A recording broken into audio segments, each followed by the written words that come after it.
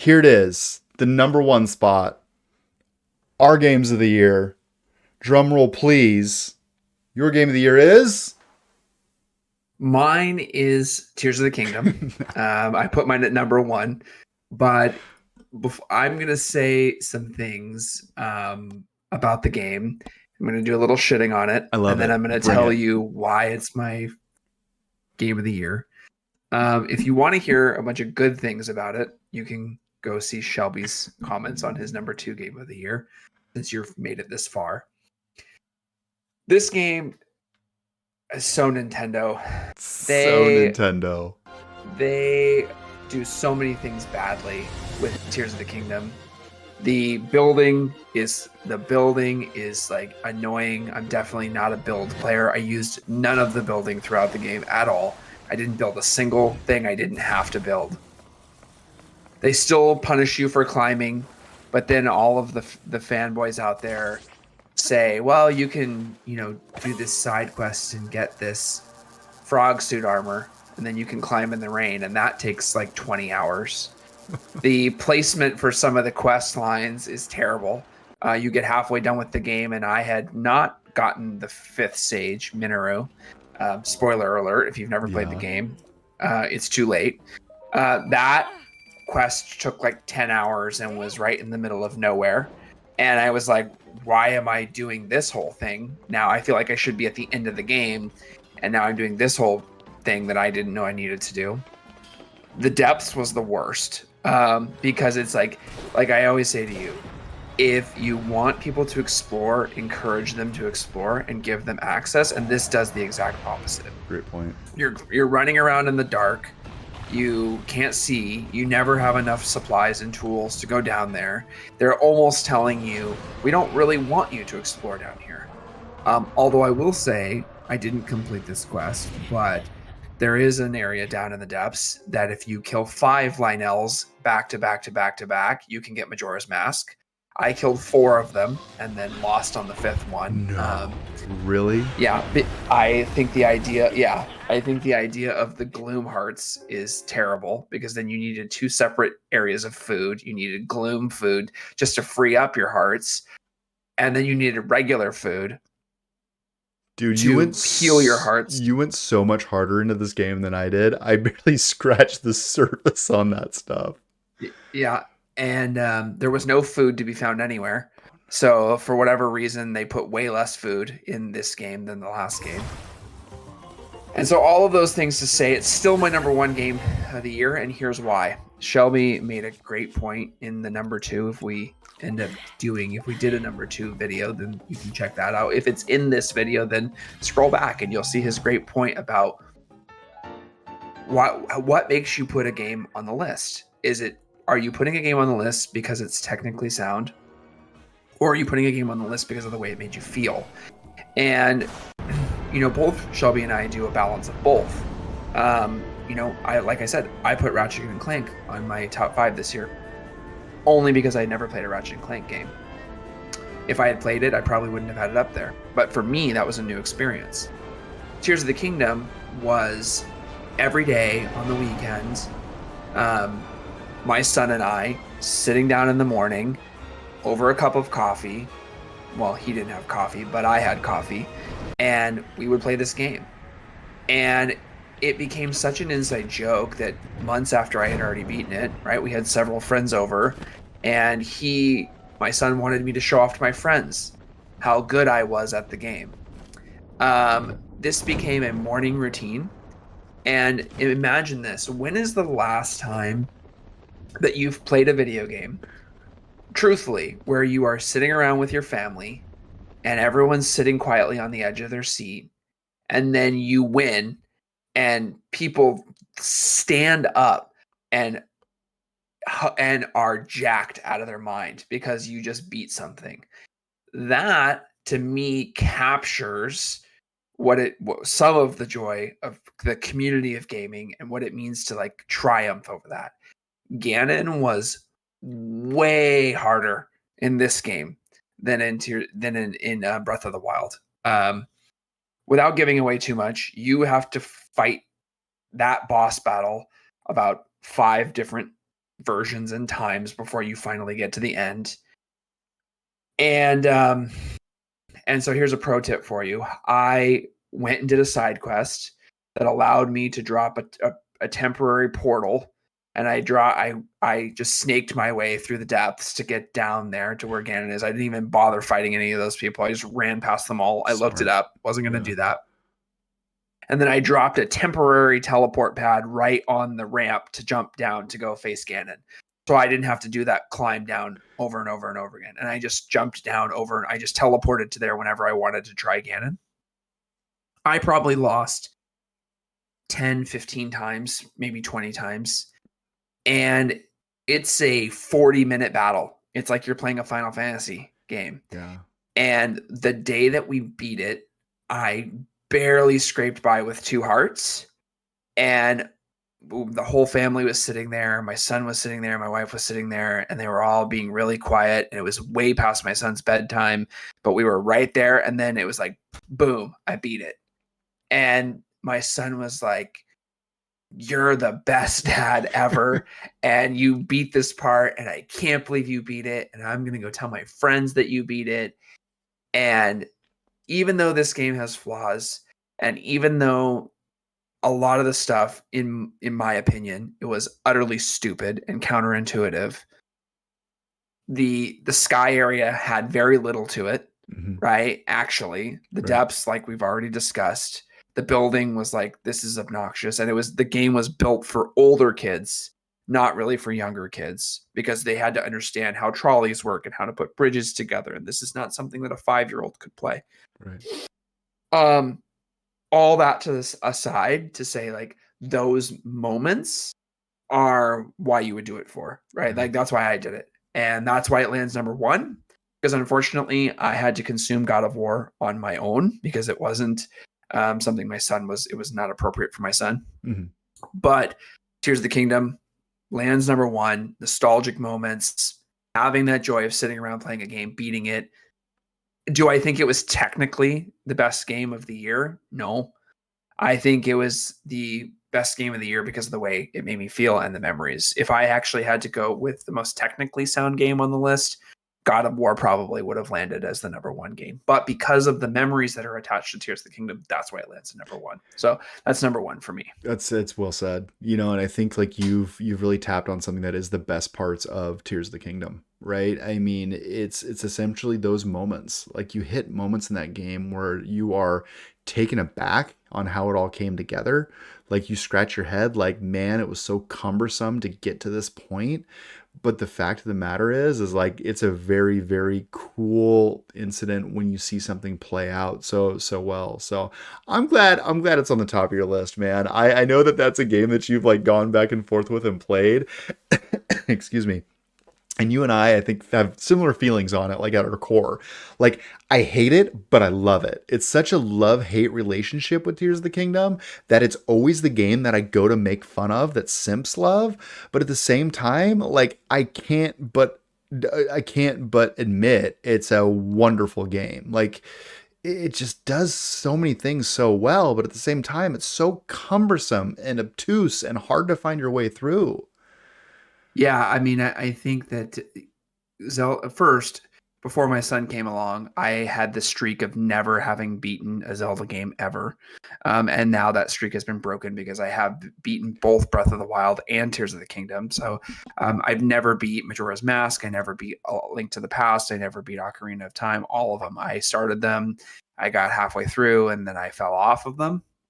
But I think that Zelda has this really great lore, and I think that the core values of the story are that of hope, right? It makes you feel like, here's this kid who's just trying to do good things for people, and he's just trying to take care of his neighbors and run all these BS errands that chop down trees. I mean, there's a section in there, if you really dive in, where you can rebuild an entire city. Oh. So there's an area, a whole side quest, the one fishing village that was there from Breath of the Wild is there. in Tears of the Kingdom, but it's all been broken down by moblins, and you have to go in, clean out all the moblins, and then each house has a different fetch quest that you go to rebuild that shack so that you can go get your new supplies, your food, your clothing, whatever. Um, Things like that where the game is filled. Both Tears of the Kingdom and God of War actually were hopeful games. They were about figuring out who you are. They were about like coming to the realizations, being kinder. And I think that we need more of that.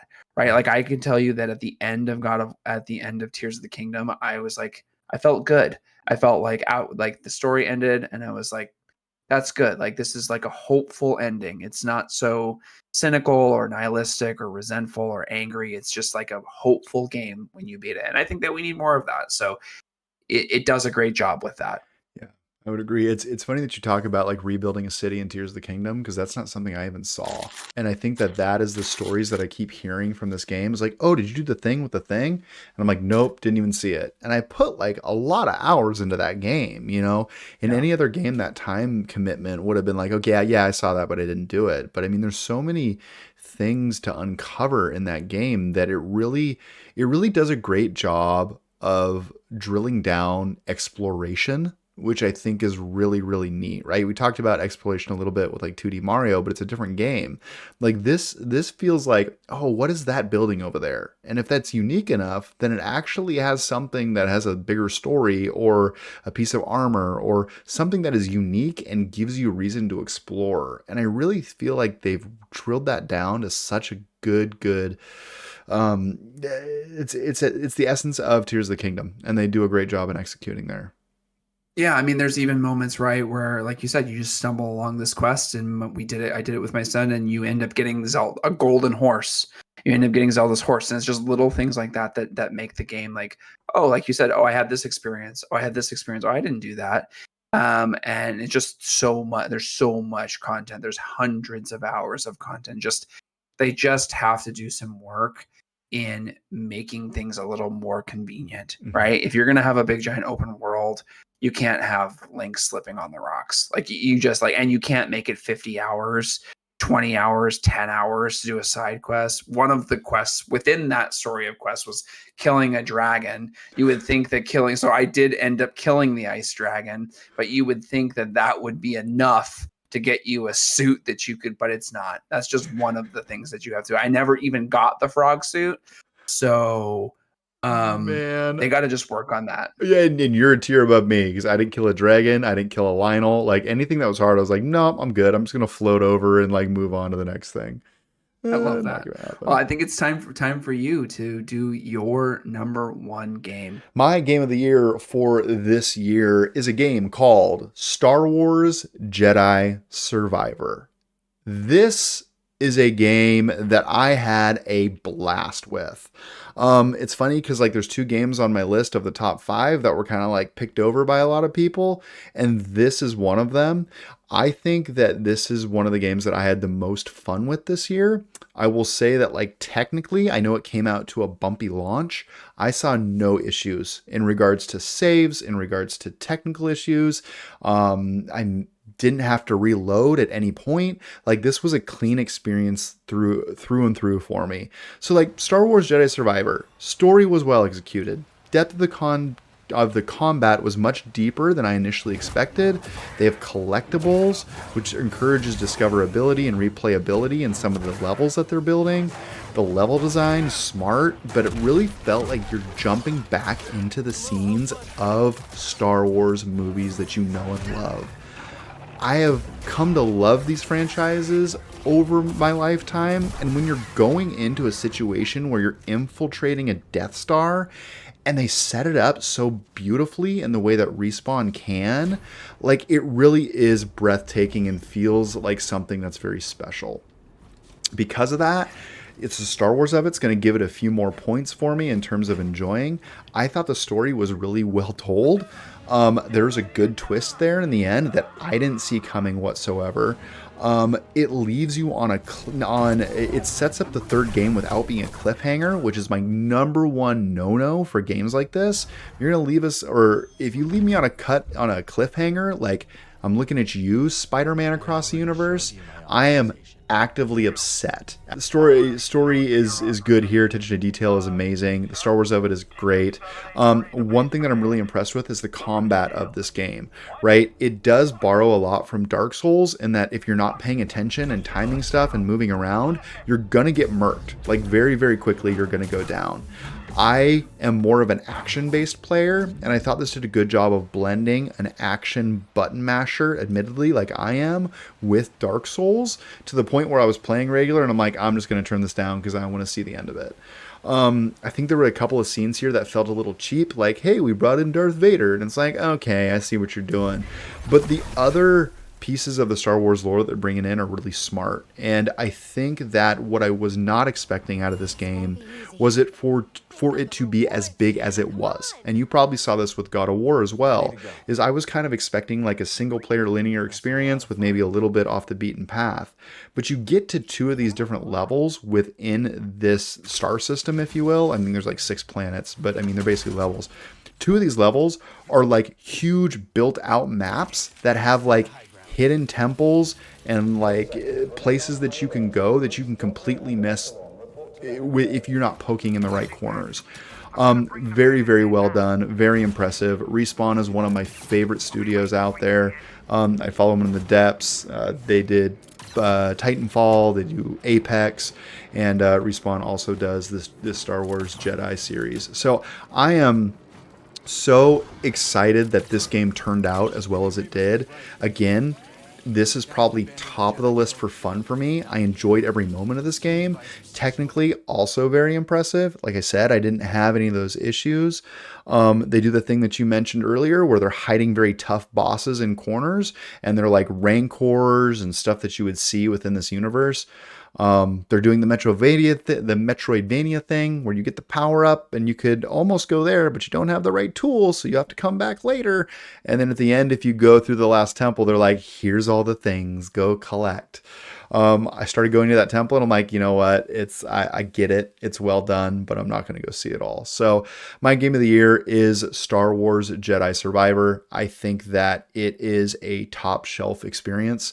I would love people that are even somewhat interested in Star Wars to play this game because I feel like it came out right when Tears of the Kingdom did and it got overlooked by many.